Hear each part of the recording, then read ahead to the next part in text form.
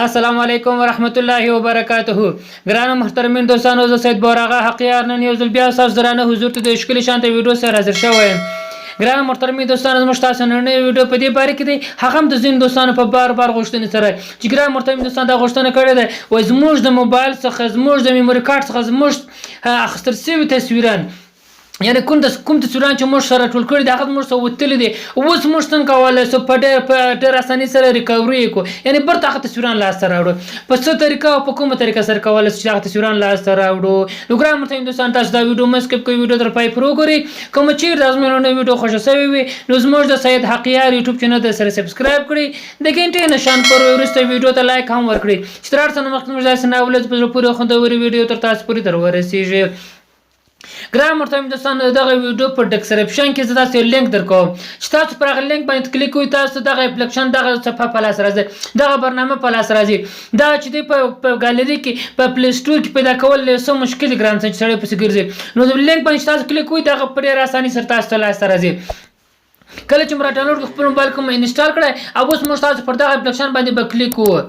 کله چې مو کلیک کړئ نو موږ تاسو دا سفر ته خلاص، تاسو وګورئ تاسو ته اول ځل مخکې تاسو را خلاص کړئ، تاسو یو بل طریقه سفر تر خلاص دا ایر راځي، دا به تاسو کاټ کی، تاسو هر څه مخکې تاسو دا سفر راځي، دغه طریقه سفر دی. تاسو ته وایي چې تاسو کوم لینګویج غواړئ چې تاسو انتخاب کړئ، هر لینګویج تاسو انتخابوئ، که عربي که هر څه لینګویج. مثلا زه پر انګلیش باندې کلیک کوم، انګلیش لینګویج انتخابوم، بلا سفر تر خلاصیږي. کله دا سفر تر خلاص و، اوس موږ تاسو غواړو هغه زموږ حذف شوي تصویران چې زموږ څه وتلي دي هغه لاسته راوړو. تاسو ته دغه راځي وایي سټارټ سکین راځي ګران سره، په دغه اپشن باندې به تاسو کلیک کوئ.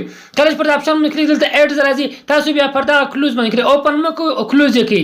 بس پر دغه کلوز باندې چې مو کلیک کړئ دلته تاسو ته وګورئ حساب شروع شو، د هغه حذف شوي تصویران یعنې ډیلیټ شوي تصویران چې زموږ تاسو د موبایل سره د هر څه وخت مخکې چې ډیلیټ شوي وو، که موږ تاسو خپل حذف کړو هغه ټوله راپورته کړه، تقریبا 3000 عکسونه راپورته کړئ. په دغه تصویران تاسو ته وګورئ، بس هر څونه چې تاسو لاندې ځي دغه تصویران دي، بس تاسو ته وګورئ دا تصویران مخکې چې هر څونه اخیستل شوي تصویران یې اخیستل شوي، دا ټول مکمل د ډېر وخت تصویران دا اوس ماته راپورته کړه.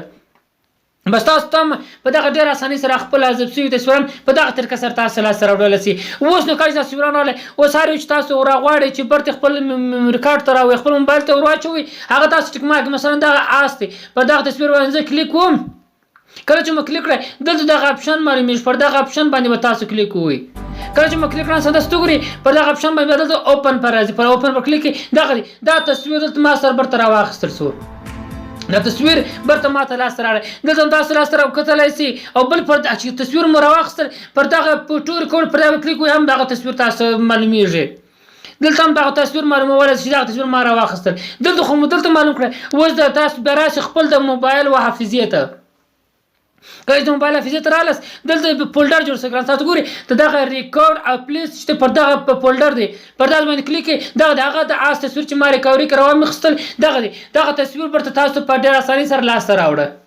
دا هغه تصویر چې کوم ما دغه سره واخیستل، دغه تصویر د بیرته ستاسو موبایل و حافظې ته راله. نو ګران محترم دوستان، دا موږ تاسو نننۍ ویډیو کوم چیرې دا نننۍ ویډیو مو خوښه شوې وي نو زموږ د سید حقیار یوټیوب چینل ته سره سبسکرایب کړئ، د ګنټې نشان پر وروسته ویډیو ته لایک هم ورکړئ چې تر هر څه نه مخکې زموږ داسې ناولد پورې خوندورې ویډیو تر تاسو پورې در ورسیږي. والسلام.